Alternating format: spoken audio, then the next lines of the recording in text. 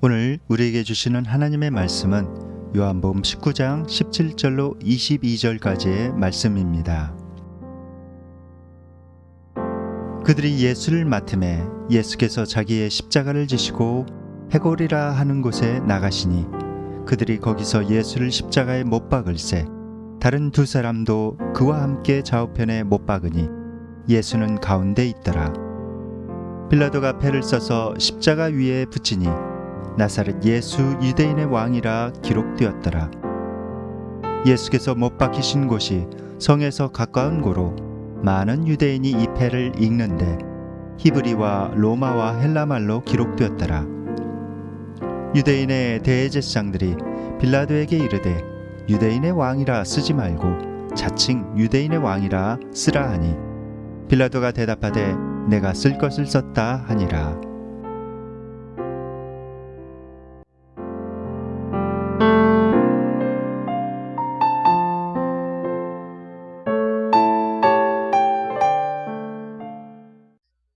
이현숙 선교사님이라고 계십니다. 이분은 남편과 함께 남편 허태준 선교사와 함께 아프리카 부르키나파소로 선교사로 파송이 되었습니다. 그런데 이분이 거기에 선교사로 파송되어서 거기에서 이제 가정에서부터 예배를 드리면서 선교사역을 이렇게 하고 있었습니다. 근데 선교사역 간지 6개월 된 어느 날 현지인으로부터 이렇게 멀리까지 가서 좀 신방을 해주시고 기도해달라는 그런 요청을 받게 되었습니다. 그래서 현지인들 몇 명과 함께 차를 이제 몰고 그 현장에 가서 신방을 하고 그들을 위해서 기도를 하고 돌아오는 그런 길이었습니다. 돌아오는 길이었는데 숫대를 만나게 되었는데 그 숫대를 피하지 못하고 그만 차가 받친 거예요. 그래서 차가 몇 바퀴 이렇게 구르게 되었습니다. 현지인들은 다 무사했는데 그만 허태준 선교사님이 그 자리에서 소천하게 되었습니다. 그때 이현숙 선교사님은 3살짜리 딸이 있었고 태중에는 또 아이가 있었는데 4개월 차 되는 그런 아이가 있었는데 그런 청천벽력과 같은 그런 소식을 듣게 된 거예요. 그래서 참 너무나도 믿겨지지 않고 처음에는 어떻게 이런 일이 일어날 수 있습니까? 믿겨지지 않고 또 하나님께서 분명히 살려주실 거야 하는 마음에 그런 마음도 갖고 그런데 결국은 이 허태준 선교사님이 소천하셔서 거기에서 장례를 다 치르고 이제 본국으로 돌아오게 되었습니다. 우리나라로 이제 돌아오게 되었는데 이제 남편의 빈자리가 더 크게 느껴지는 거예요. 와서 보니까. 그리고 자기 자신의 정체성에 대해서도 굉장히 혼란스러운 것입니다. 선교사로 파송되어서 거기에 갔는데 돌아오니까 이제는 자기는 아무것도 아닌 거예요. 그래서 마음이 너무나도 힘든 것입니다. 또 아이들도 홀로 이렇게 키워나가야 되지. 그래서 이제 하나님 앞에 기도하기 위해서 기도원으로 올라가게 되었습니다. 기도원에 올라가서 하나님 앞에 무릎을 꿇고 딱 기도하는데 하나님께서 이렇게 말씀하시는 것입니다. 내가 너를 얼마나 사랑하는지 아니. 그러시면서 하나님께서 피 묻은 손을 이렇게 보여주시는 거예요. 피투성이인 손바닥을 하나님께서 보여주십니다. 그 손바닥을 보니까 그 손바닥에 못도 있었고 가시와 유리 조각이 거기에 많이 있는 거예요. 하나님께서 그 손바닥을 보여주시면서 이렇게 말씀하십니다. 너는 내가 너를 빚어감에 있어서 아프다고 말하지. 그런데 나도 실은 마음이 많이 아파. 너를 빚어감에 있어서 나도 참 마음이 아프단다. 하나님께서 그렇게 말씀하셨습니다. 우리는 세상에 살아가면서 참 인생의 짐에 때로는 힘들어하고 또 나 혼자 살아가는 것 같은 그런 생각이 들죠. 그러나 가만히 이렇게 살펴보면 많은 사람들이 자기 인생의 십자가를 지고 자기 인생의 짐을 지고 살아가고 있는 모습을 볼 수가 있습니다. 그리고 우리가 혼자 살아가는 것 같지만 결코 우리 혼자가 아니라는 사실을 알 수가 있어요. 특별히 우리를 사랑하시는 주님께서 우리와 함께 하십니다. 그 주님께서 우리와 함께 하세요. 오늘 본문에 보면 예수님께서는 빌라도로부터 십자가형을 언도받고 이제 골고다 언덕으로 올라가십니다. 십자가를 지시고 골고다 언덕으로 올라가세요. 그런데 이 성경에 보면은 예수님께서 자기 십자가를 지셨다고 말씀하고 있습니다. 하나님의 아들이신 예수님께서도 자기 십자가가 있으셨던 거예요. 그래서 그 십자가를 지고 묵묵히 골고다 언덕으로 올라가십니다. 그런데 여기 요한복음 19장 17절 말씀 이렇게 보면은 한번 읽어볼까요? 시작.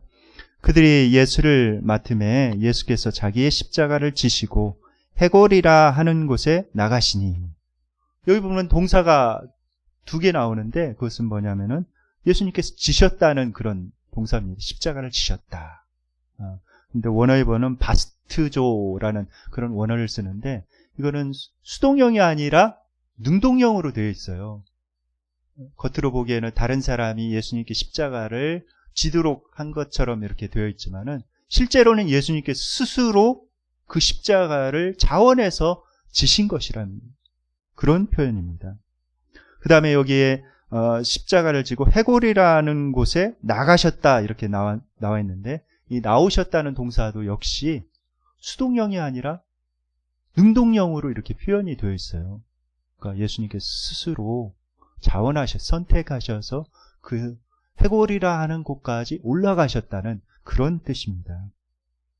왜 예수님께서 그 십자가를 스스로 선택하시고 그 죽음의 골짜기, 해골의 골짜기까지 이렇게 나가셨을까요? 그것은 예수님께서 그것만이 나를 구원하실 수 있고 그것만이 온 인류를 구원할 수 있는 유일한 길이라는 것을 아셨기 때문에 예수님께서는 그 십자가를 지시고 묵묵히 인내하면서 죽음의 골짜기까지 올라가고 계신 것입니다.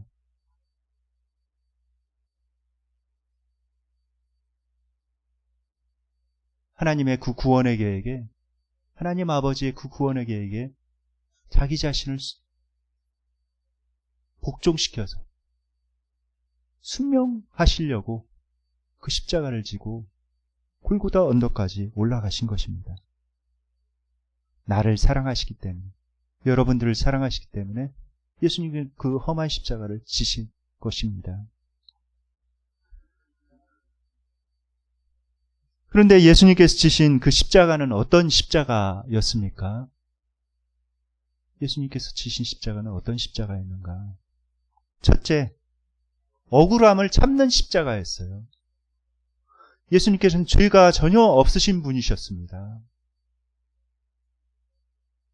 그 어느 것도 흠잡을 수 없는 완벽하신 분이 예수님이십니다. 그런데 수많은 사람들이 몰려들어서 예수님을 조롱하고 욕하고 멸시하고 채찍질하고 때리고, 예수님께서 십자가에서 고통 가운데 있을 때도 내가 하나님의 아들이거든 거기에서 내려오라고, 이런 조롱을, 수많은 조롱을 받습니다. 그것도 한두 사람이 그런 조롱을 했으면 몰라요. 수많은 사람들이 몰려와가지고 그렇게 단체로 예수님을 조롱하고 있는 것입니다. 참 쉽지 않죠. 여러분들이 억울하게 그런 조롱을 누군가로부터, 한 사람으로부터 이렇게 받는 것도 참 쉽지 않은 일이죠. 그 참기가 참 쉽지 않습니다. 그런데 여러 사람이 단체로 나에게 몰려와서 그렇게 조롱을 한다면 더더욱 견디기가 쉽지가 않죠. 여러분들이 만약에 20년 동안 그런 조롱을 받으면서 억울한 옥살이를 한다면 어떤 기분이 들으시겠습니까? 그렇게 억울하게 옥살이를 한 분이 계시죠. 바로 윤석여 씨입니다. 윤석여 씨. 이분은 1988년 9월에 화성에서 일어난 그런 성폭행 살인 사건으로 말미암아서 용의자로 지목이 되고, 그 다음에 경찰들이 이 사람을 매우 이렇게 폭행을 하면서 3일 동안 잠도 재우지도 않고 수많은 폭행을 하면서 자기 자신이 진범이라고 불라고 이렇게 가해를 했다고 합니다. 그래서 이분이 자기가 진범이 아닌데도 억울한데도 그렇게 자백하지 않으면은 자기가 죽을 것 같아서, 재판을 받기 전에도 죽을 것 같아서 그렇게 자백을 했다는 것입니다. 1심에 나가서 그렇게 자백을 하고 2심 때는 자기가 그렇지 않았다고 다시 말을 번복했는데도 그게 먹혀들지 않는 거예요. 결국 종신형을 선고받고 무기징역을 선고받고 감옥살이를 하게 됩니다. 얼마나 억울했을까요? 사람들이 자신을 바라볼 때, 야, 이 파렴치한, 이 극악무도한 사람이다, 이런 눈으로 보지 않았겠습니까? 인고의 세월을 보낸 거예요. 그 감옥에서. 얼마나 힘들었을까요? 억울하고. 그런데 이분이 참 놀라운 고백을 이렇게 하더라고요. 자기가 무죄 판결을 받기 전에도 이런 놀라운 고백을 했습니다. 어떤 고백이냐면 제가 그대로 읽어드릴게요. 당시 수사 경찰들을 나는 용서한다. 20년간 억울한 옥살이를 했더라도 성경에는 용서라는 구절이 항상 나온다. 100번이고 10,000번이고 모든 잘못을 용서한다. 그들을 용서하겠다. 참 위대한 고백이 아닐 수가 없습니다. 이런 분들이 참 위대한 사람이죠. 그 엄청난 그런 고통과 그 억울함을 넘어서서 예수 그리스도의 사랑으로, 그 사랑으로 그들을 용서하겠다는 거예요.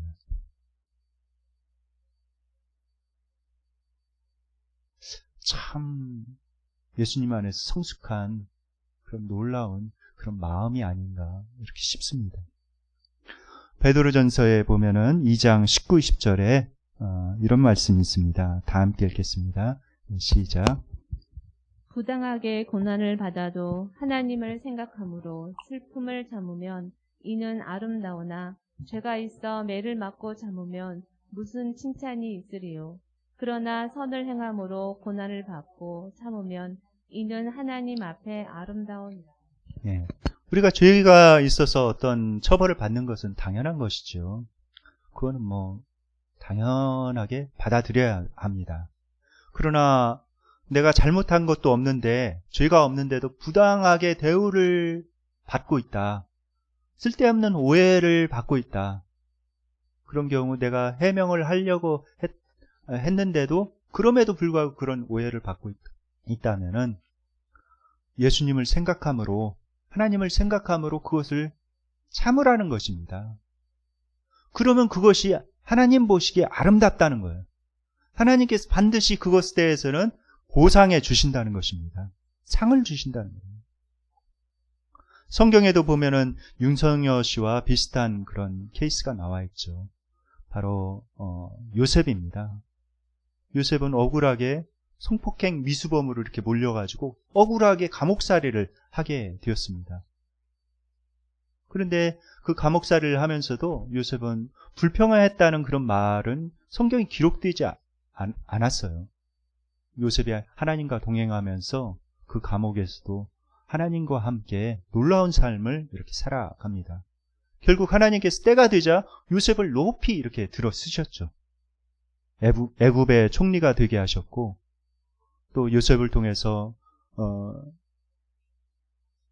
그곳에 있는 많은 사람들 구원했습니다. 기근이 이렇게 찾아왔는데 요셉을 통해서 하나님께서 놀라운 구원의 역사를 펼쳐 가셨죠. 우리가 예수님을 생각함으로 참아야 합니다. 인내해야 합니다. 그럴 때 하나님께서 놀랍게 나중에 나를 높여주세요. 둘째, 예수님께서 지신 십자가는 어떤 십자가인가?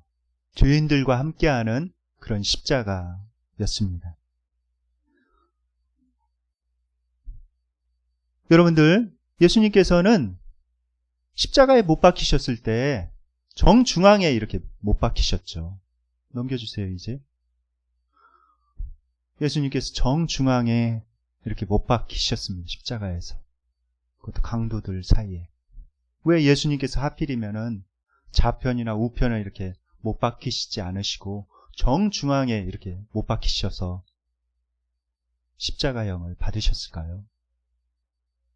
거기에는 하나님의 섭리가 들어있는 거예요. 하나님의 메시지가 그 가운데 들어있는 것입니다. 여러분들 최후의 만찬 그림을 보시면은 예수님께서 그 만찬석에 정 가운데 이렇게 앉아 계시죠. 왜 예수님께서 십자가에 그 만찬석에 정 가운데 이렇게 앉아 계실까요? 그것은 다른 제자들과 모든 제자들과 이렇게 대화를 잘 나누시기 위해서 그렇게 앉아 계신 것이죠. 십자가에서 좌우편에 그 강도들 사이에 예수님께서 위치하신 것은 예수님께서 그 누구의 말도 들으시겠다는 거예요. 그 누구의 말도 들으시고 진심으로 그가 회개하고 진심 어린 마음으로 회개하고 나온 다음에는 예수님께서는 그 말을 들으시겠다는 그런 말입니다.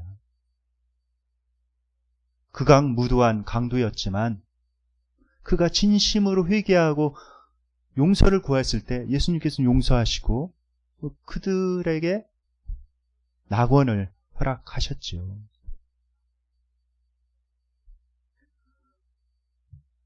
흉악범들도 이렇게 예수님께서 만나시는데 하물며 여러분의 기도를 안 들으시겠습니까?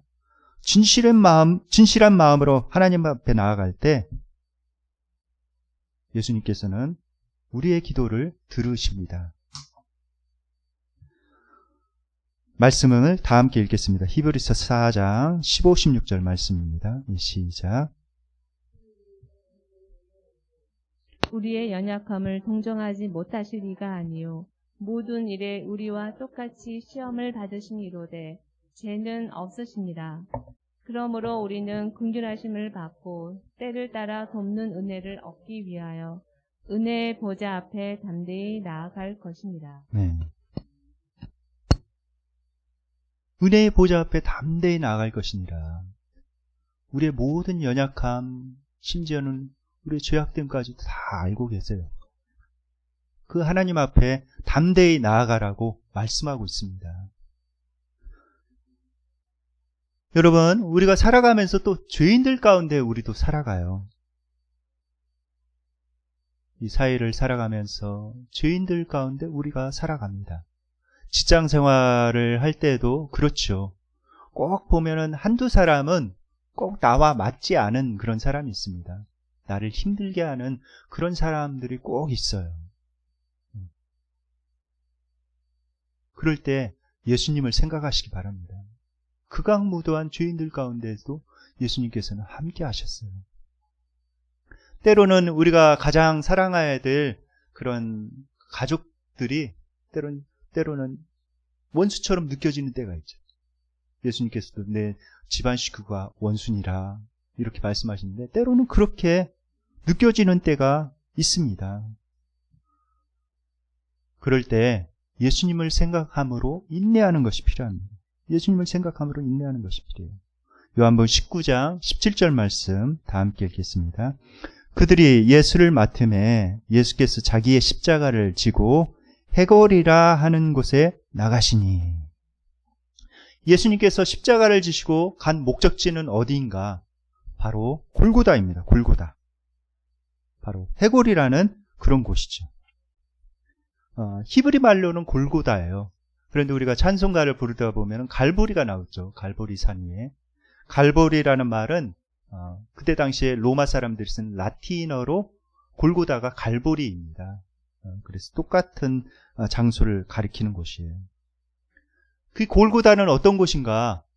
죽음의 각오가 아니면 올라갈 수 없는 그런 곳입니다. 예수님께서 죽음의 각오를 가지고 자기 자신을 그 골고다까지 자기 자신을 이끌고 가신 거예요. 십자가를 지시고 그 사지로 나아가신 것입니다. 그런데 예수님께서 지신 그 십자가는 어떤 십자가인가? 정말 고통스러운 십자가입니다. 십자가를 지고 탈진하신 예수님께서, 채찍에 맞아서 탈진하신 예수님께서 피를 다 쏟으시고 탈진하신 예수님께서 십자가를 지고 골고다 언덕까지 올라가는 것도 만만치 않은 일이었습니다. 그런데 올라가서 거기 십자가에 예수님께서 매달리신 그 고통, 그 고통은 지옥의 고통이었어요. 지옥의 고통. 그 지옥의 고통을 참으신 것입니다. 지옥의 고통을 잠시 이렇게 맛보는 것도 힘들죠. 그런데 예수님께서는 그 지옥의 고통을 오랫동안 참으셨어요. 미국에 사형수가 있습니다. 제인 마이클 플로이드라는 사형수인데, 이 사형수가 최근에 소송을 걸었어요. 어떤 소송이냐면, 자기를 사형을 집행할 때 독극물 주사하는 그 주사 방식으로 사형을 집행하지 말고 총으로 쏘아서 자기 자신을 죽여달라는 그런 소송을 걸었습니다. 왜냐하면 독극물로 이렇게 주사해서 이렇게 사형을 하는 그런 방식은 너무나도 고통스럽다는 거예요. 독극물이 온몸에 이렇게 퍼질 때 너무나도 아프고 괴롭고 힘들다는 것입니다. 그리고 빨리 죽지도 않고 서서히 죽어간다. 그러니까 자기 자신을 제발 총을 쏴서, 그것도 머리에 총을 쏴서 사형을 집행해 달라고 이렇게 애원을 하고 있습니다. 그런데 여러분, 이 십자가형은 그 독극물 주사하는 그 고통보다도 훨씬 큰 고통인 거예요. 그야말로 지옥의 고통인 것입니다. 정말 천천히 죽어가는 지옥의 고통을 계속 맛보면서, 사지가 찢어지는 지옥의 고통을 맛보면서 천천히 죽어가는 것이 십자가 고통입니다. 왜 예수님께서 그 십자가를 지시면서 그 지옥의 고통을 맛보셨습니까? 그것은 나를 사랑하시기 때문에, 나를 지옥에서부터 건지시기 위해서 예수님께서 그처럼 희생을 하신 것입니다. 예수님께서 희생하신 거예요.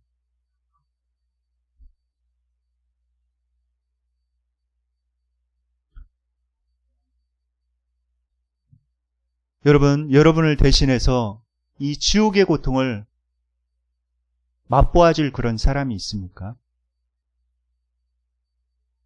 혹시 부모님이라면 그게 가능할 수도 있죠.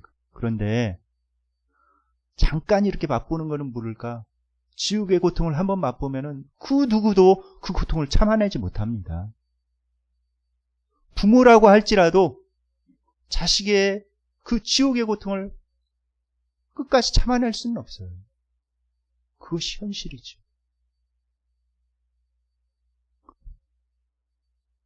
그런데 예수님께서 나를 위해서 그 지옥의 고통을 참아내신 것입니다.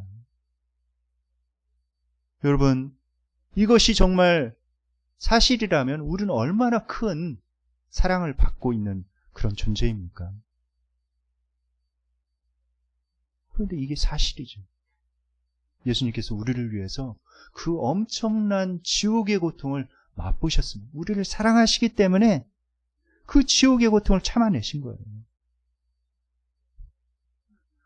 전설에 의하면 이 골고다라는 곳은 이 아담의 해골이 묻혔다는 그런 설이 이스라엘에 이렇게 내려오고 있습니다. 아담은 제1의 인간이죠. 근데 아담이 범죄함으로 인해서 수많은 사람들을 지옥으로 내몰았습니다. 사망으로 내몰았죠. 그런데 제2의 아담으로 불리우는 예수님께서 이 골고다라는 곳에서 죽으심으로 인해서 우리에게 생명을 선사하신 거예요. 여러분들 해골 가득한 그곳에 십자가를 한번 그어보시기 바랍니다. 그 십자가를 통해서 살아나는 사람들을 생각해 보시기 바랍니다. 예수님께서는 그렇게 우리를 살리시기 위해서 그 엄청난 고통을 감내하신 것입니다.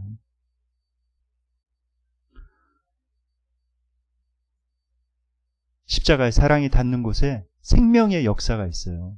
이 참된 십자가 사랑이 닿는 곳에. 예수님께서 십자가를 지시고 십자가에서 고통을 당하실 때 그곳에 팻말이 하나 붙여 있습니다. 보통 이제 십자가형을 이렇게 당하게 되면은 거기다 팻말을 붙인다고 그래요. 그 죄수의 이름과 그 죄명을 거기에다 붙인다고 합니다. 그런데 놀랍게도 예수님의 팻말에는 나사렛 예수 유대인의 왕이라고 이렇게 적혀 있었습니다. 이 말은 어떤 뜻인가? 이 죄수는 나사렛 출신의 예수라는 그런 뜻인 거예요. 그 다음에 유대인의 왕은 이 사람의 직책에 대해서 얘기를 하는 것입니다. 이 사람은 유대인의 왕이다. 그리고 죄명도 유대인의 왕이기 때문에 이렇게 처형을 한다라는 그런 뜻이었죠. 그런데 그 푯말을 보자 유대인들이 몰려와서 빌라도에게 항의를 합니다. 21절, 22절 말씀 다 함께 읽겠습니다. 시작.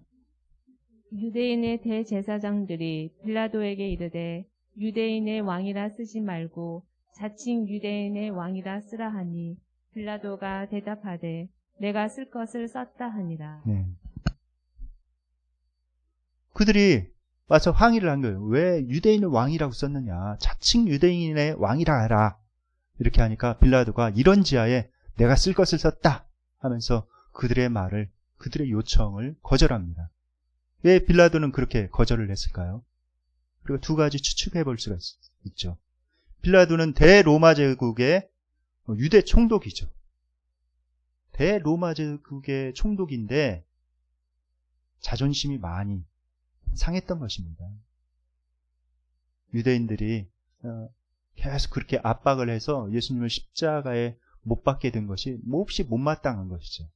그래서 자존심이 상했던 거예요. 그래서 그들의 요청을 이런 지하에 거절을 한 것입니다.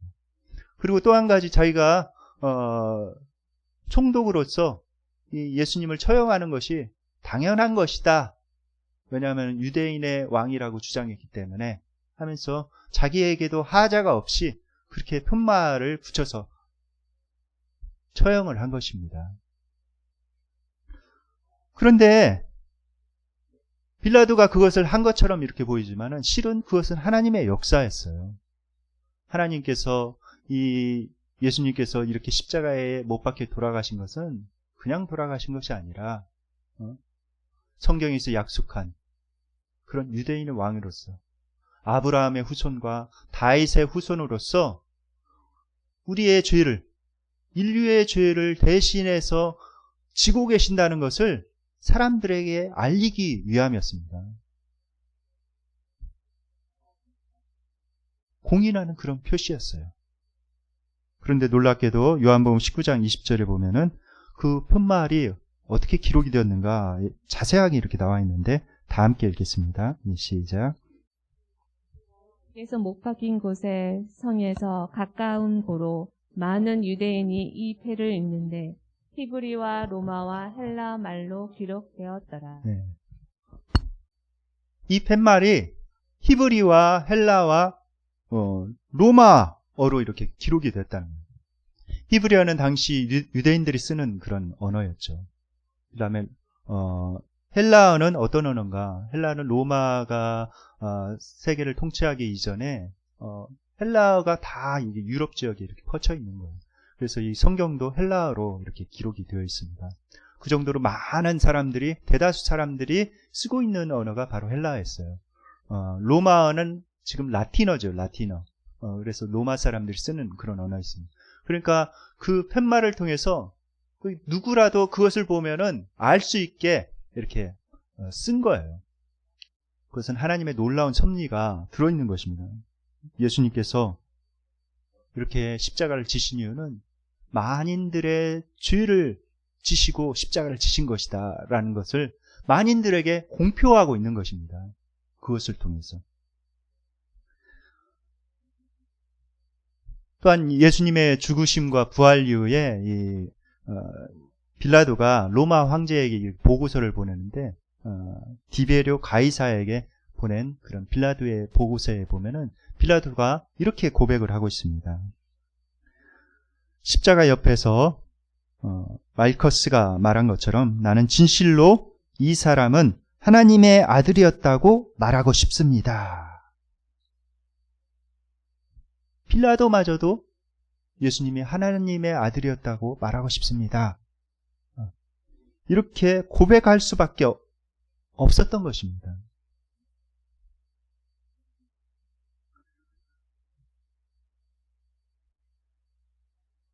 예수님은 수많은 사람들의 조롱과 멸시 속에서도 묵묵히 십자가를 지셨습니다. 그리고 죽으셨어요. 그 결과는 무엇입니까? 그 결과는 예수님께서 부활하셨어요. 죽음을 이기시고 부활하셨습니다. 조롱과 멸시를 저 멀리 날려버리셨죠. 부활하심으로 인해서.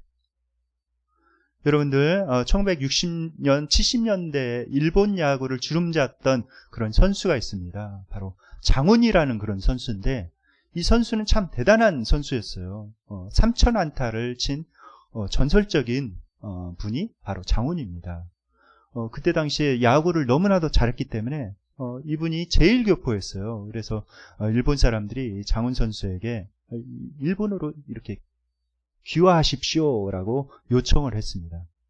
그러자 이 장훈 선수가 그 사람들에게 이런 지하에 거절을 합니다. 나는 와다시와 한국구진 데스 이렇게 하면서 나는 한국 사람입니다. 그렇기 때문에 귀화할 수 없습니다. 이렇게 거절을 합니다. 그리고 이제 시합이 열리는데 많은 일본 사람들이 이제 경기장을 찾았죠. 그런데 이제 장훈 선수가 타석에 들어설 참이었습니다. 근데 일본 사람들이 막 야유를 퍼붓는 거예요. 조생지는 자기의 나라 로 돌아가라. 야유를 퍼붓고 조센징 빠가야로 그러면서 막 이제 장훈 선수에게 욕을 하면서 막 이렇게 야유를 퍼붓습니다. 그런데 장훈 선수가 타석에 들어서기 전에 관중석으로 딱 올라갑니다. 관중석으로 올라가서 정중하게 딱 인사를 딱 하고 와다시와 한국구진 데스. 나는 한국 사람입니다. 인사를 하고 타석으로 내려가요. 그런데 타석에 들어서서 2구째 들어오는 공을 방망이를 휘둘러서 저 멀리 경기장 밖으로 쳐서 보내버립니다. 장애 홈런을 친 것이죠. 그것을 보면서 거기 경기장에 있는 사람들은 어떤 생각을 했을까요? 경기장에 있는 일본 사람들. 그리고 장훈 선수가 1루, 2루, 3루, 홈까지 이렇게 돌아오면서 어떤 마음이 들었겠습니까?